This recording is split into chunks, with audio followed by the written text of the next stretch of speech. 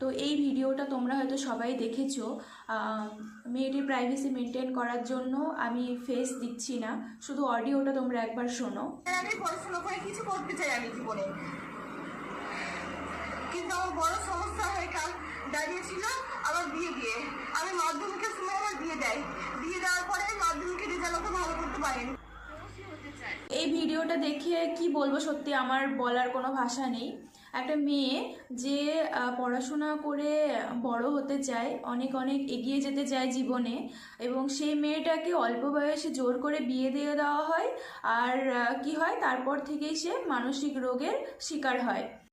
তো মেয়েদের বিয়ের জন্য আইডিয়াল এজ কত হওয়া উচিত, আর সময়ের আগে বিয়ে দিলে ঠিক কী কী সমস্যা হতে পারে, আর সবথেকে ইম্পর্ট্যান্ট যেটা, মেয়েদের ক্যারিয়ার তৈরি করতে যদি সময় লাগে তাহলে কি করা যেতে পারে। তো আইডিয়ালি বলা হয় 25 থেকে 30-এর মধ্যে মেয়েদের বিয়ের অ্যাডভাইস দেওয়া হয়।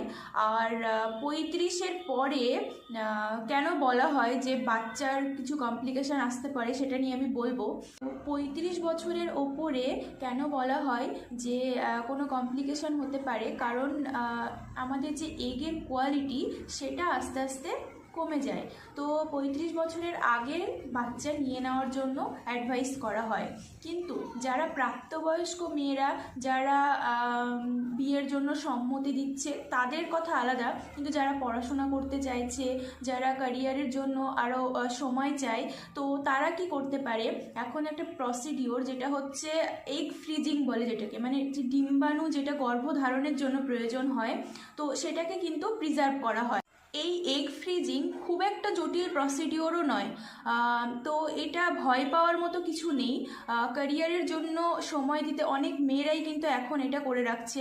তো এটা কি করা হয়, এই এগটাকে প্রিজার্ভ করে রাখা হয়, সেটা 5 বছর, 7 বছর, 10 বছর পরেও কিন্তু ইউজ করা যেতে পারে। যদি অল্প বয়সে বিয়ে দেওয়া হয় তাহলেও কি হয়, সেটাকে আমরা বলি টিনেজ প্রেগনেন্সি কমপ্লিকেশন। মানে অ্যানিমিয়াটা সবথেকে বড় কারণ, অ্যানিমিয়া হতে পারে। তারপরে প্রেগনেন্সি ইনডিউসড হাইপার টেনশন হতে পারে। তারপরে অবস্ট্রাক্টেড লেবার, মানে লেবারের সময় সমস্যা হতে পারে। তারপর পেরিনেটাল, নিওনেটাল মর্টালিটিও কিন্তু টিনেজ প্রেগনেন্সিতে অনেক বেশি। আর 35 বছরের মধ্যে কেন বাচ্চা নিয়ে নেওয়ার কথা বলা হয়, কারণ দেখা গেছে যে ক্রোমোজোমাল অ্যাবনর্মালিটি অনেক বেশি হয়, যেমন ডাউন সিনড্রোম, তারপর হাইপার টেনশন মানে ব্লাড প্রেশার, তারপরে ডায়াবেটিস, তো এগুলোর একটু সম্ভাবনা বেশি থাকে। তো মেয়ে হয়েছে বলেই তাড়াতাড়ি বিয়ে